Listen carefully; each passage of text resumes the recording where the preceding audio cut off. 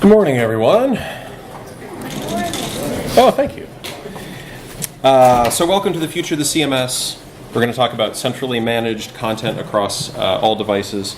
So while we're getting situated and finding our seats, I'll explain who I am and why I'm here talking to you about this. My name is Todd. I'm the co-founder and CEO of Four Kitchens. We've been working with Drupal for 12 years. We're a digital agency that creates websites, apps, and software for organizations that need to tell important stories. We focus on all aspects of content strategy, content management, and publishing across all channels.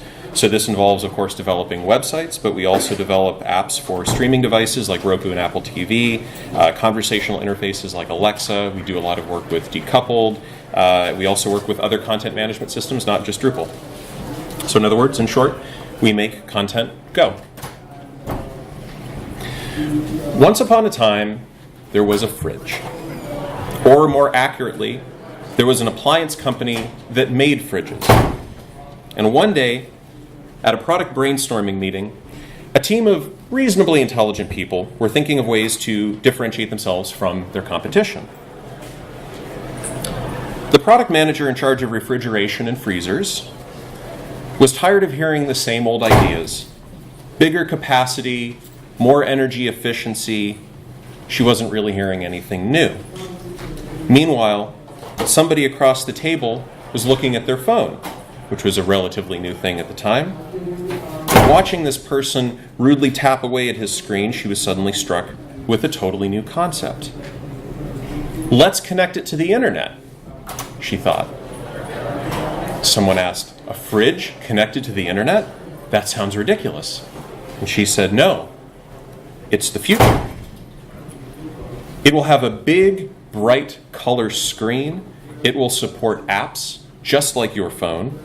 We can partner with recipe websites and we can integrate with Google Calendar and you can check the news in the morning all while staring at your fridge. Twitter's a big thing, right? Let's put Twitter on the fridge. And so it came to be that fridges were connected to the internet. Now, I have no idea if this is how it happened, but that seems pretty plausible, right? So this seems a little silly at first. Let's think about why we think it's silly. Imagine that you are this fridge company, or rather, imagine that you are a software company that is approached by the fridge manufacturer to implement this idea of putting the internet on a fridge. What do you start thinking about? Everybody here has some degree, at least some degree of technical expertise, right? What do you start thinking about?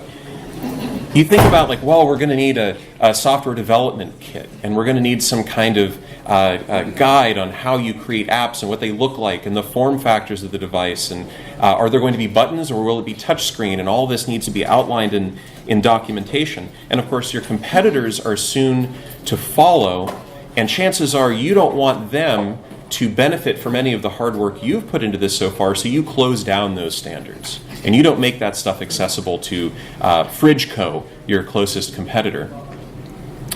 So everybody's creating their own fridge app SDK. Now it gets even more complicated.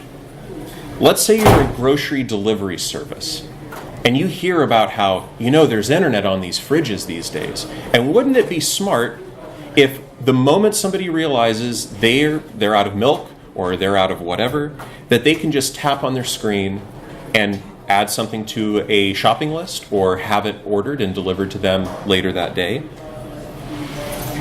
But you don't want to build that out for just one fridge manufacturer. You want to build it for all of the fridge manufacturers because you don't want to invest in aligning yourself with just one fridge, one internet-enabled fridge. You want to be on all of the internet-enabled fridges. The thing is, though, meanwhile, you're having difficulty just getting your Android app out the door. And now you're thinking about building refrigerator apps for 5, 10, 20 different manufacturers. How on earth are you going to make that happen? Seems impossible, right? Just business-wise. But not if you have the right technology and architecture in place. If you've centralized all of your products in a single, consistent data model and made that information available using a robust API, you can rapidly develop apps for all kinds of devices. Fridges, home assistants, smartphones, anything. For the purposes of our conversation today, let's replace the concept of groceries with content. And now you have the requirements for a modern CMS. A CMS built with multiple websites, devices, and use cases in mind. A CMS designed to integrate quickly with new services and tools as they are invented. And a CMS, above all, that is fast.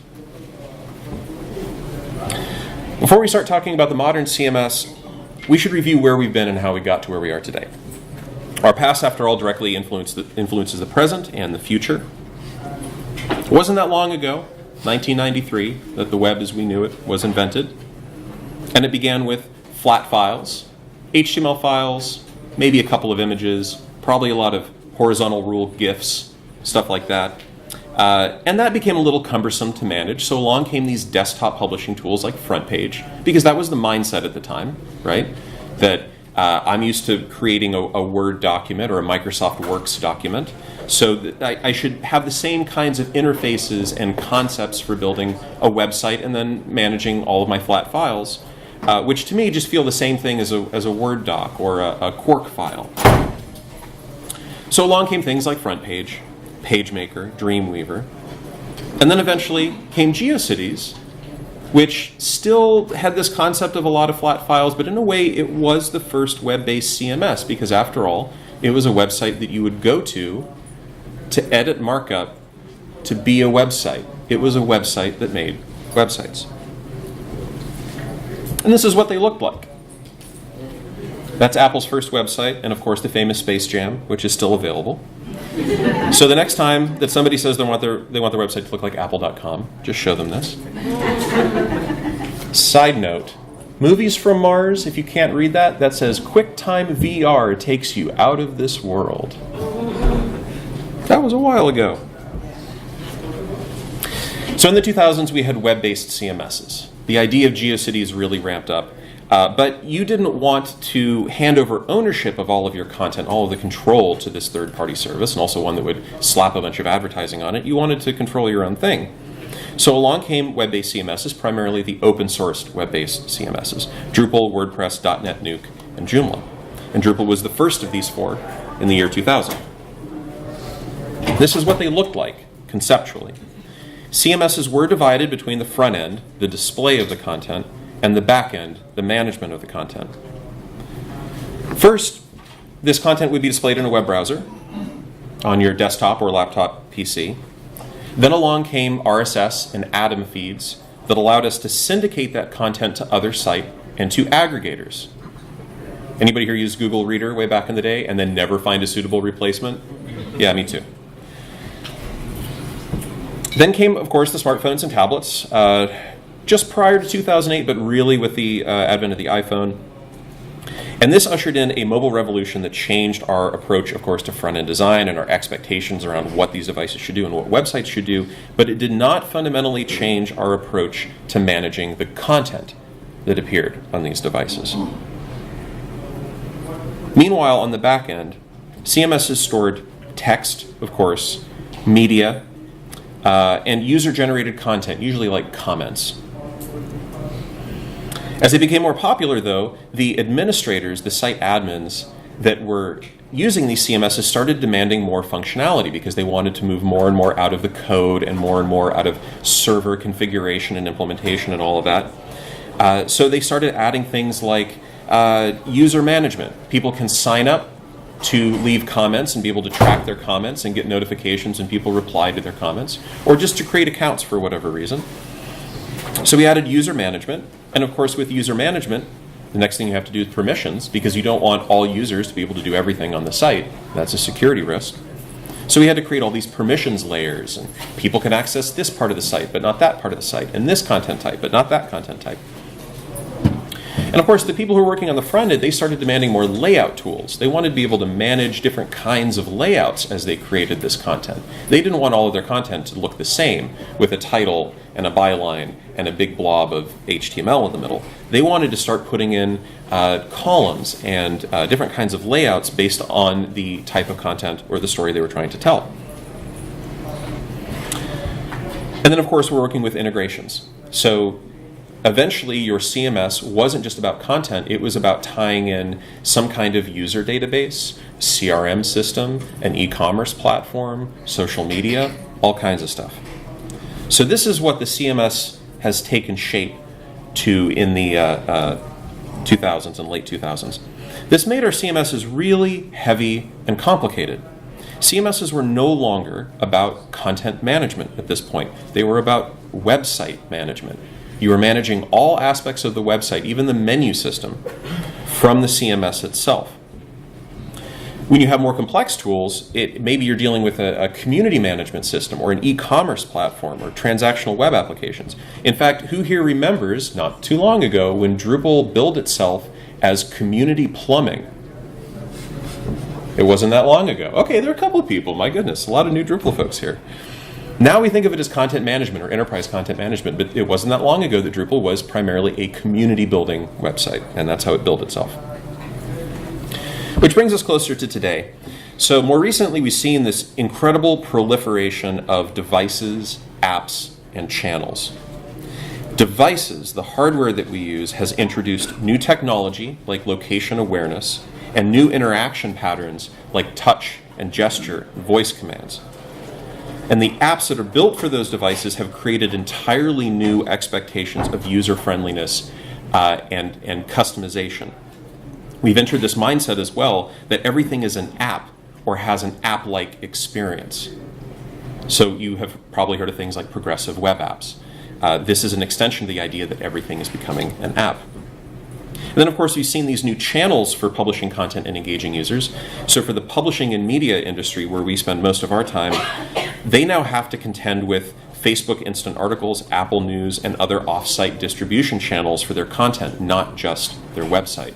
So content is now appearing in places outside of the area that you fully control. And in our scramble to keep up with all of this, we're often spinning up new websites and tools to satisfy short-term and timely needs. And each of these new endpoints often duplicate content, code, and effort. And not only does this greatly increase the effort and cost of maintaining our digital presence, it leads to inconsistent, bare bones, and just plain bad experiences for our audiences, constituents, and customers.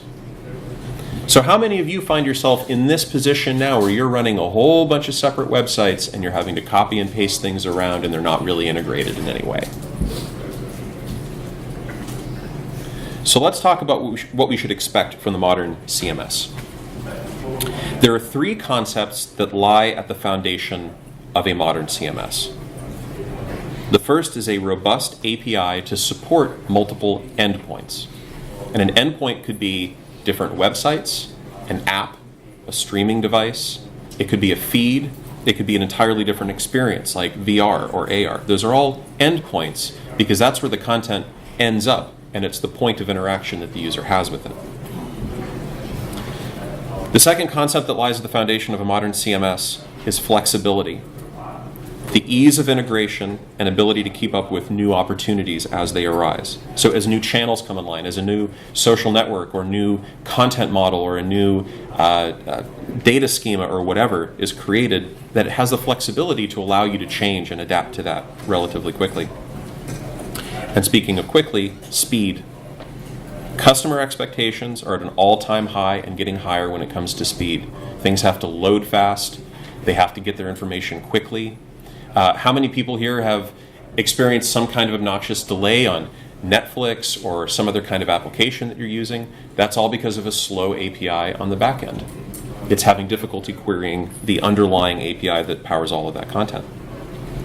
So with these three concepts in mind, robust API, flexibility, and speed, I want to spend some time discussing specific features and approaches and some of the concepts that combine all three of these, incorporate all these. A modern CMS really needs to put content management first. A modern CMS needs to get back to its roots. It has to deprioritize user management layout functionality. We don't need to eliminate it, but we need to elevate the importance of the content so a site can better serve its purpose, which is delivering content. We need to stop confusing CMSs with development platforms as well, and Drupal is admittedly a bit confused in this sense. It's effectively both a CMS and a development platform, and it really needs to pick one or the other, or it's going to wind up being bad at both. We often confuse content management with content display, and we need to keep those two concepts separate.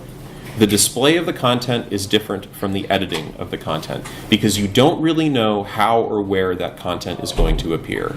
It's not enough to know what it's going to look like in your website on a certain screen size. It may show up on a feed inside Feedly or some other aggregator, and it had better look good there too and perform there as well. So here's an example. We all know about Drupal views, right? Like building views, creating views, using views. Views should not be thought of as a way to display content on a Drupal site. Views instead should be used to create collections of content that are accessible to an API and multiple devices and experiences. And in terms of code and architecture, that's exactly how it functions. But many people tend to confuse that a view is a display of content with a view is a query of content that can then be displayed or read aloud or sent somewhere else. Modern CMS also needs the ability to decouple the front end from the back end. And this is not something you necessarily have to do, but it should have the ability to do it if the time comes that you need it. So just so we're on the same page about decoupled, sometimes it's called headless. I want to explain that for just a moment. So this is that traditional model of a CMS. It contains both the front end and the back end in one package, and they're inseparable. Decoupling is simply the idea that you move the front end into some other layer or some other application, and you let the CMS at its core manage the content. Let it do what it's really good at, managing content, and then display it using some other method.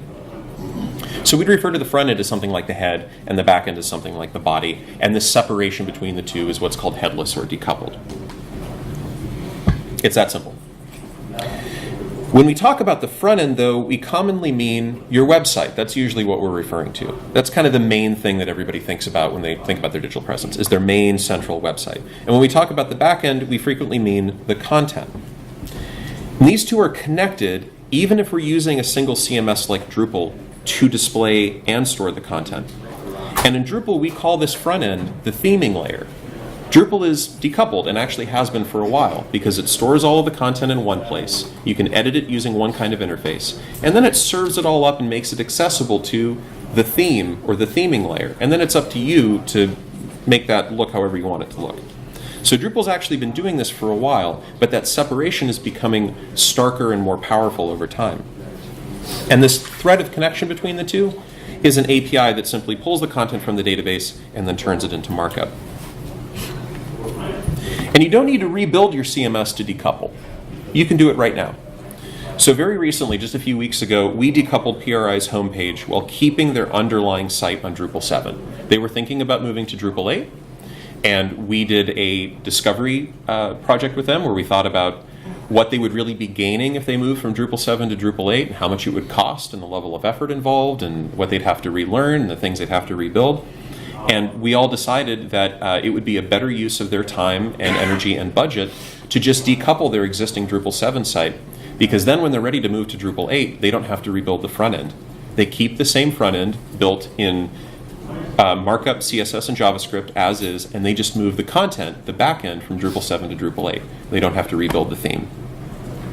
Side benefit of decoupling, your team, usually developers and designers are who I'm referring to here, will get to work with more widely understood code and design patterns. So they're using more standard tools, JavaScript, HTML, CSS. And one of the project leads for this decoupling effort said that it was the first time in years that their team has actually enjoyed working with the code base. A CMS also needs to support robust content modeling. So let's talk about what content modeling is.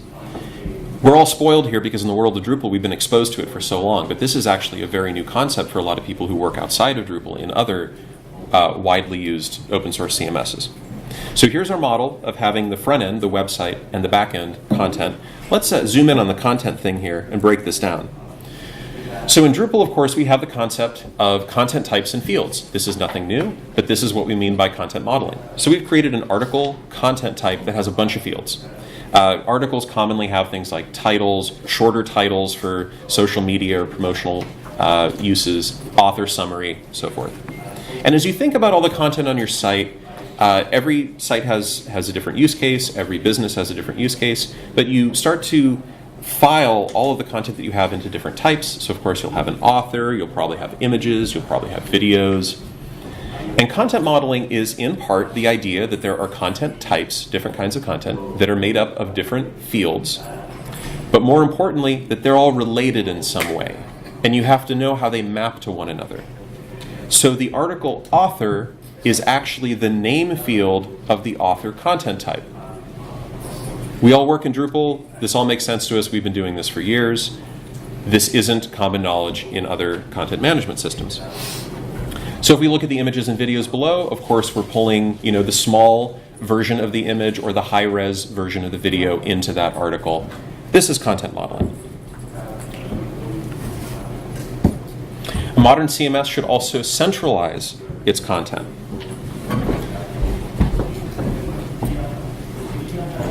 So here we have the front-end website and the back-end content. Now let's think of this website as one of many different front ends, different ways that you can publish your content. You may have a microsite for an event that you're holding, and perhaps you've separated your organization's blog into a different website. Maybe it even runs a different CMS. The idea of centralizing content is simply that you put all the content in one place, but you send it to different endpoints depending on who you want to read it, where, and why. This is content centralization. A modern CMS should, of course, also be flexible and extensible. So modern CMS does not treat the website as the primary experience. Instead, it is multi-device, but not designed for any specific device. This means you have to think about content first, not the devices that you're sending them to. You should let the CMS deliver structured content, and then let that device's hardware or operating system or app handle the rest of the work. Just send it the raw content and let the app decide how it will be displayed and what fields will be shown. And if your content is properly modeled, if you have these reusable fields and really robust content types, you can very quickly support new devices and experiences. So here we have our website, our microsite, and our blog. Let's say somebody says, hey, I need to support an iPhone app. Let's create an iPhone app. Let's see what happens. Well, you can enable, say, location awareness. And by adding one little piece of functionality or one field to your article, you can now support any other device that has location awareness. Let's say you want to expand your video assets to include more metadata so that they can show up on streaming devices. Well, you already had a video content type. We saw it earlier. We made it. Now we just need like a different size thumbnail to work with Roku, or a different, like a special kind of icon for Apple TV. So just by adding one or two fields to your already robust content model, you can start to provide support for all of these new devices. Of course, you will have to build an iPhone app and you will have to build a Roku app, but you don't have to launch an entirely new content management system to handle all of those assets and all of that information. You're using the same source for all of it. If you add a read aloud or conversational field, you can now support all home assistants, not just Alexa. And of course, once you add a feed, you basically have already added AMP as well, accelerated mobile pages from Google. And of course, this is all drawing from one content source. So to put this into action, I want to talk about a couple of use cases where these methodologies of the modern CMS can be put to use in your organization. Let's say you have to share content across multiple sites, and this is especially relevant for large multi-departmental organizations like, the government, or universities or large corporations. So if you don't have a more modern CMS architecture in place, you've probably seen this proliferation of other sites. So there's my site. Sarah has a website. She's over in legal, and Frank's in procurement, and Laura's doing something else, and there are just websites all over the place. And we all need the ability to share content because no one piece of content is really limited to one department. It can all be used by multiple departments within one organization. So if we treat my website as just one of multiple endpoints, and move all the content into one place. Then Sarah and Frank and Laura and Bob can all connect to the same content source and start to pull and push content back and forth. So let's say I'm at a university, and I run the website for the law school, and Sarah here runs the website for the med school. And the med school publishes an article on gene patenting.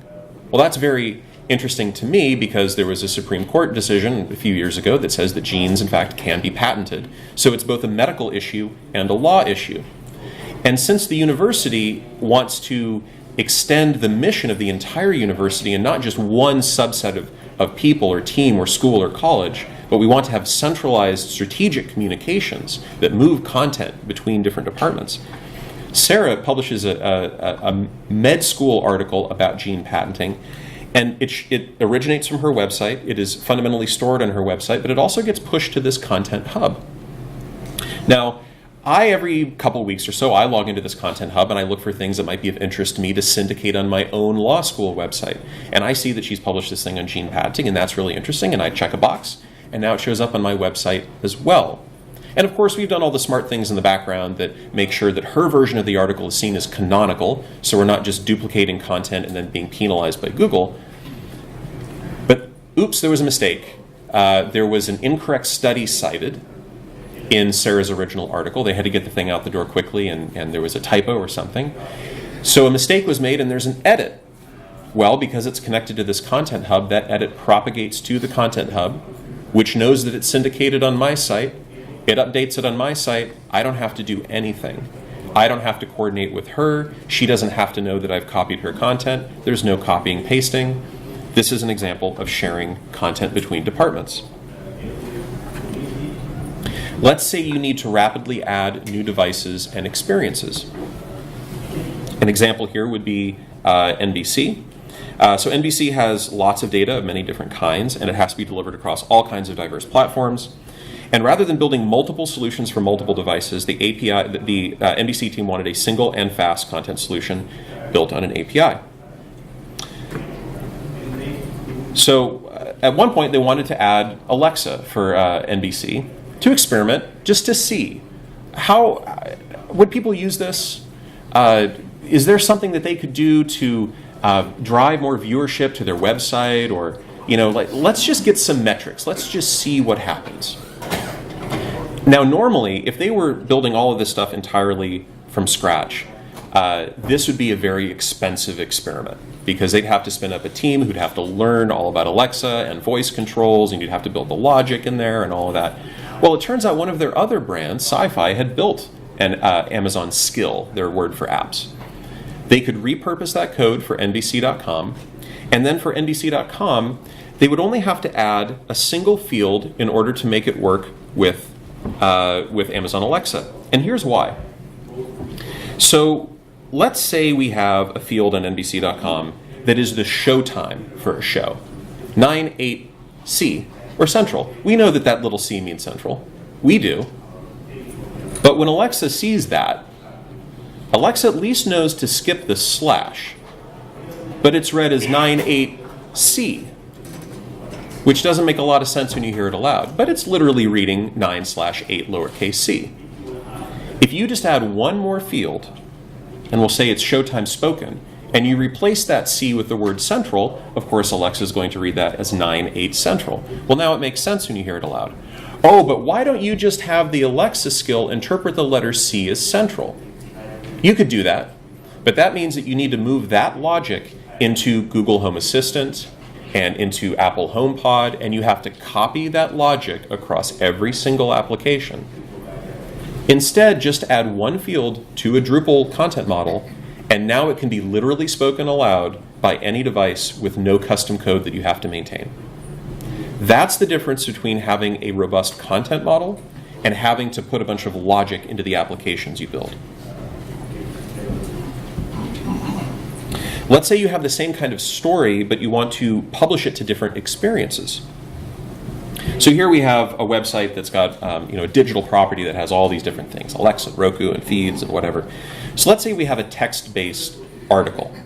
Well, that's going to make sense on a lot of platforms. So it's primarily text. We send it out to the various text-heavy platforms: the website, our event microsite, feeds, and accelerated mobile pages. Well, now what if we have a video? So here's a video that makes a lot of sense on some platforms, like the website, the event microsite. Video doesn't really make sense on accelerated mobile pages. It's awfully heavy. It's not going to load very quickly. You're not going to want to integrate it directly into a feed because you don't want to confuse that with like a video feed, like a podcast or a videocast feed. But of course, you do want to send it to Roku, obviously, because that's really where it belongs. But of course, nobody should ever just publish a video. You need to have a transcript as well.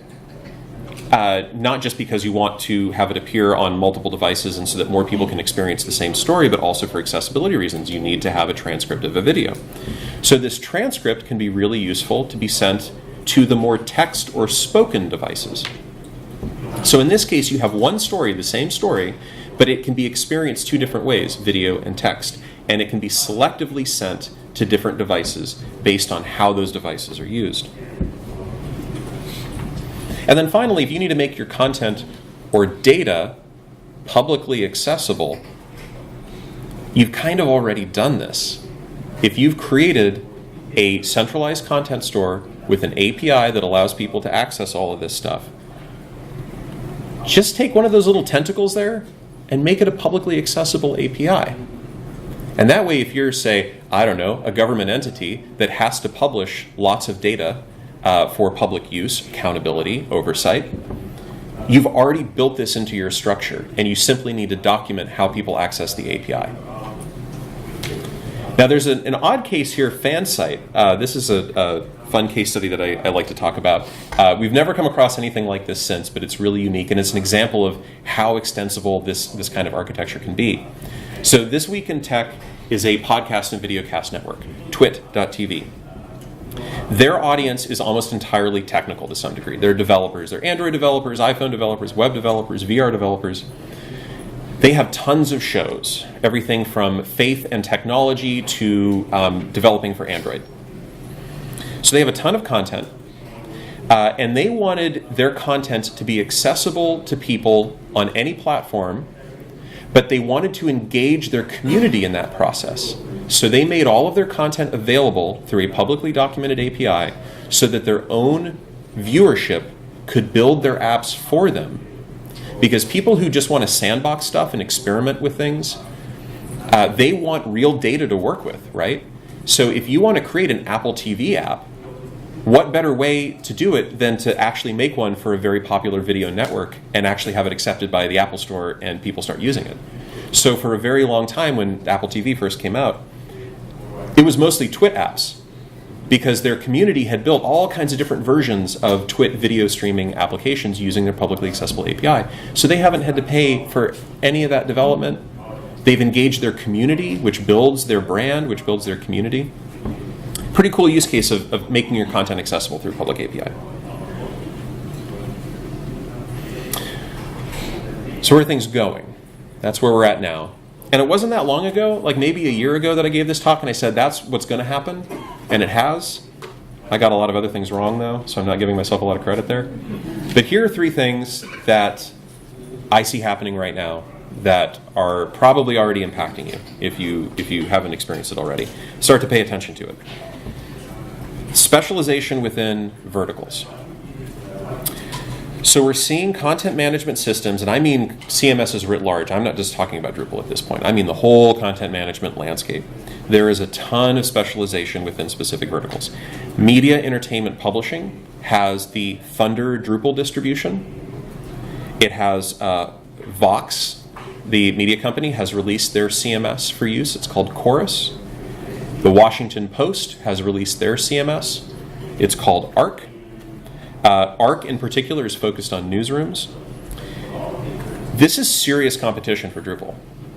Like, we run into this constantly. We have clients who are actively looking at Arc instead of Drupal because they are newsrooms and they want to build things that they, at least that are marketed to them as being newsroom ready. We also see within specialization, marketing automation platforms are huge. And what used to be more of like an analytics platform, like HubSpot and Personify and like gathering people's information and being able to segment audiences and stuff like that, is just becoming like, it's a CMS unto itself. You can run entire large websites off of HubSpot and Personify and other things. So these marketing automation platforms have become CMSs. You have a lot of personalized email tools, meaning tools that know what you actually read in your email by tracking clicks and then feed you more of that the next day or the next week. Platforms like Sailthrough. Sailthrough is essentially a parallel CMS. So if you're running a CMS for your content, but you're also using something like Sailthrough to send newsletters to your constituents, your audience, it's tracking who's clicking on what and then feeding them more of that kind of thing next time through email. Like, how many people here get at least one email newsletter and read at least one email newsletter a week? Everybody, right? Everybody does. Email is a huge publishing platform, and yet we think of it as like somehow dusty and weird and old school, but it's massive. There are entire parallel CMSs out there just for handling personalized content through email. So here's Thunder. Thunder is a really great Drupal distribution built for publishers. It has a lot of that stuff already pre-configured. It was built by I think, Europe's largest media company. It's a large German media conglomerate. And it does a ton of stuff. It's built in Drupal 8. This is Arc. So the Washington Post has built a huge suite of tools that handle email marketing and content personalization and editorial workflow, newsroom management, and all kinds of stuff. If you're a newspaper, Arc is really appealing, and that's just the newest entrant into newsroom management. And of course, as you can see, they target newsrooms in particular. And here's Vox's Chorus. It just goes on and on. Like, this CMS question is not settled. It's getting hyper-specialized, really focused on workflow. There's a lot of competition for Drupal out there right now. And not all of it is open source. Second trend we're seeing. There is high demand for better editorial and admin tools, especially if you're coming from the Drupal side of things. Drupal's editorial experience is, shall we say, lacking. So, WordPress, which has always been like the go-to foil for Drupal's editorial experience. Like, well, WordPress may not be as powerful or whatever as Drupal, but man, the editorial experience is really good. The editing experience is great.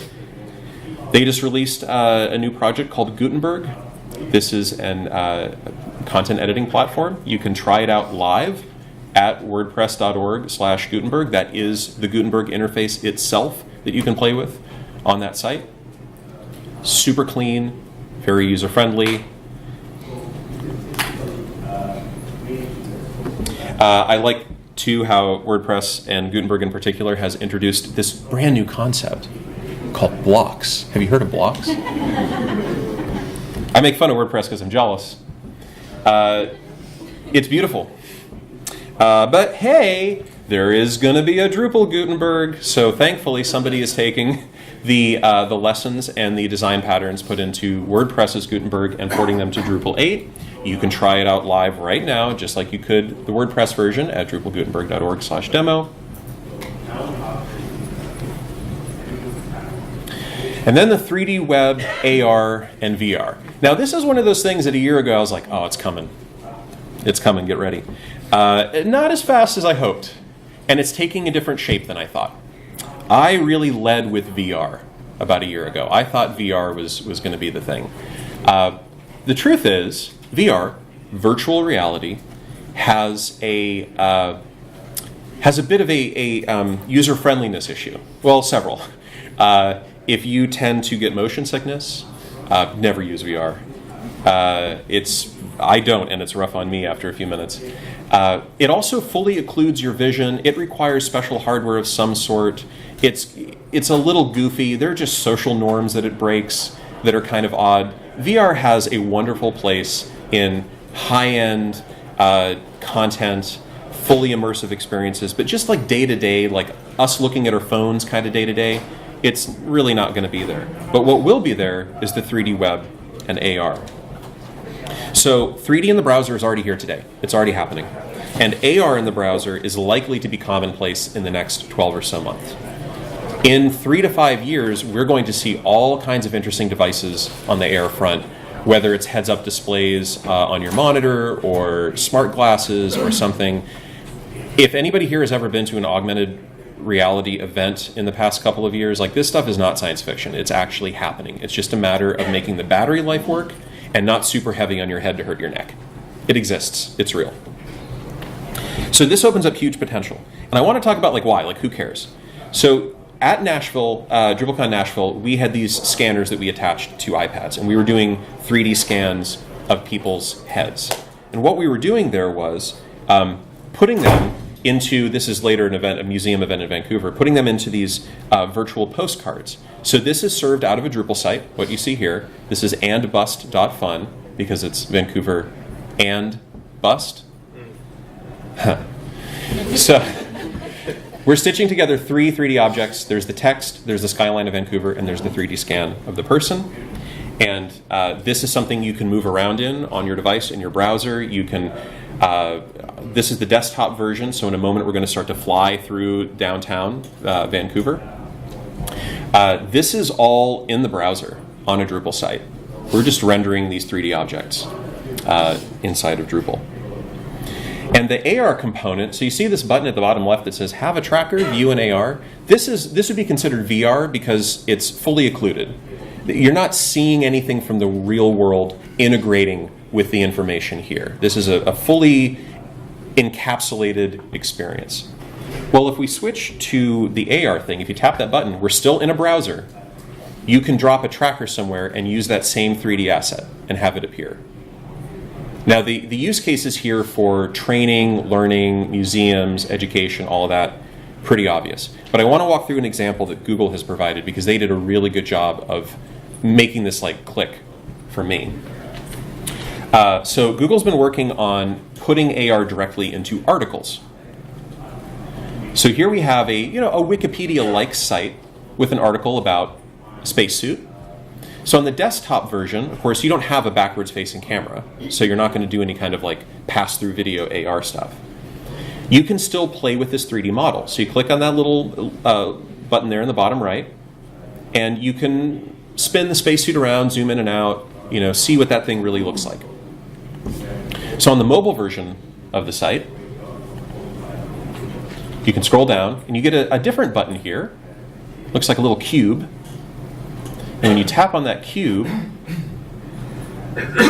you can drop the spacesuit in your room. You can do this right now. So here it is on a slightly smaller device, and then you can move it around the room. So it works best in like native browsers on your device, like Chrome on Android, Safari on iOS. But this stuff is totally doable right now through ARKit and ARCore, the competing platforms from Google and Apple. Oh, but where do you get all this stuff? Where do you get all these 3D assets? Guess what? There's a website. Sketchfab is like, it's got everything you could ever want. It's Shutterstock, but for 3D assets. They could be 3D scanned, photorealistic, real scale. They could be animated. They could be drawn. Here's an example of just tractors. Hundreds and hundreds of different tractors. Some you can get for free. Some you pay for, just like Shutterstock. If you want an example of something, you can incorporate it into your website. Corn. Here's how you interact with a 3D object on a 2D surface. This is a photorealistic scanned ear of corn using a relatively cheap device. Those scanners that we were using at DrupalCon to make the 3D bus, those cost $350 and attached to your existing iPad. Now, they're not great, but you can get super high-end, sub-millimeter accuracy photogrammetry scanners for between $8,000 and $25,000, and you can scan entire buildings. So you can do murals and friezes and ancient artifacts and objects and all kinds of things. There are companies who do nothing but, guess what, show up at your collection and scan all of your stuff for you, and then give it to you in these open formats, OBJ files that you can put on your website. So this kind of content, to make things come alive, to be able to tour facilities through the web using your existing devices, All of this stuff is happening right now. It can be integrated into your site today. You have about 5 minutes for questions. Is there anything you heard that you want to know more about or disagree with or whatever? Yes, sir. So what about the so-called end of the CMS? Like these DIY platforms are getting billions of dollars in funding. You know, when I think about it, my clients, as long as their website looks good and works right, they could care less like where the code core is or how many people are sharing the core and all that stuff. Mm-hmm. So the question then is, what do I think about the doom and gloom around the end of the CMS, because other platforms are being well funded that theoretically makes CMSs obsolete, right? Is that essentially the question? Yes. And what do I think about that? It's a matter of control and security and ownership of your content. So there are services like Contentful out there that are really neat. Contentful is a hosted content management interface and host.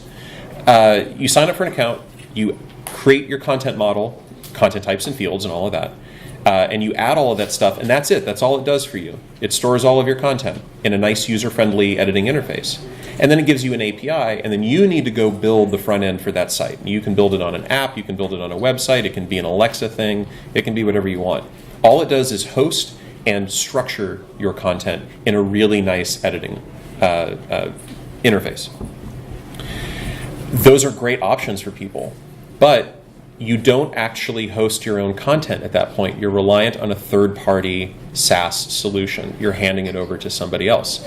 That just doesn't work for some people, and probably a lot of people in this room, given various government regulations, security concerns, things like that.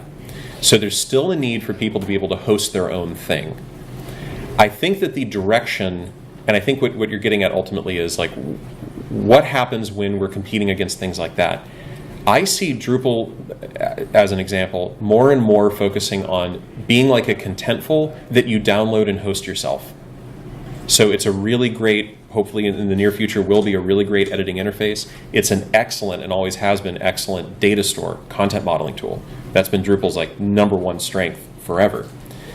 I see the front end part of it being increasingly less important, and that more and more of us will be building our own thing to display content. Particularly as front end only systems start to be built. So I see there's not really like a clear market for this yet, and I haven't really seen any obvious strong contenders, but I would imagine that we will see a lot of front-end CMSs or front-end open source tools being released that kind of become like, just, you use Drupal, great. Forget about your theme layer, install this other thing, connect the two, you've got a beautiful looking website, and it's all built in Angular, CSS, and markup. I think we have time for one more. Yes, sir. So you gave the example of the law document sharing. I was wondering, like, what's the best practice of sharing that file after an update? As like a cron job, or giving a link back to the article? So the question is, in the example that I gave where there was a med school and a law school, and the med school wrote an article about gene patenting, and that got shared through a central content hub, I would imagine that the question being, what's the mechanism that allows that sharing? Like, how does that content actually move around? Does it happen on cron job or something? I imagine, like, these days you'd want to notify the content hub of the change and send it automatically rather than waiting for something to update. And then you could use webhooks or something. You know, I would try to make it fairly instantaneous. But yes, you could line it up on cron job like every 5-10 minutes or something like that if you wanted to. But I think that the point is really that you can configure it however you want and whatever works for your workflow. But you no longer have to have me and Sarah constantly talking with each other saying, hey, have you published anything recently that might be applicable to me? If so, can I copy and paste that into my own website? And then she has to remember, oh yeah, I told him, like, I made a change. I better go let everybody know that there's been a change to the document. Like, just eliminating all of that. And then, more importantly, because that content workflow can be combined with then sending it out to different devices. So it's really just the idea that everything's stored in one place, but content can originate from multiple locations and not just be the endpoints for content. Thank you, everyone, so much. I really appreciate it. I hope you have a great week.